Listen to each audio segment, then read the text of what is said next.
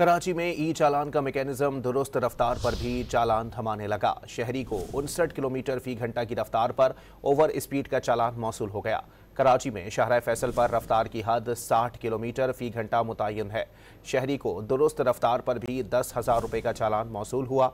गलत चालान ने tracking system पर सवालात खड़े कर दिए। कराची में ई चालान का मैकेनिज्म दुरुस्त रफ्तार पर भी चालान थमाने लगा। शहरी को 59 किलोमीटर फी घंटा की रफ्तार पर ओवर स्पीड का चालान मौसूल हो गया। कराची में शाहराह फैसल पर रफ्तार की हद 60 किलोमीटर फी घंटा मुतय्यन है। शहरी को दुरुस्त रफ्तार पर भी 10,000 रुपये का चालान मौसूल हुआ। गलत चालान ने ट्रैकिंग सिस्टम पर सवालात खड़े कर दिए। कराची में ई चालान का मैकेनिज्म दुरुस्त रफ्तार पर भी चालान थमाने लगा। शहरी को 59 किलोमीटर फी घंटा की रफ्तार पर ओवर स्पीड का चालान मौसूल हो गया।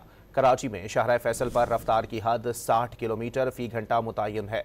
शहरी को दुरुस्त रफ्तार पर भी 10,000 रुपये का चालान मौसूल हुआ। गलत चालान ने ट्रैकिंग सिस्टम पर सवालात खड़े कर दिए।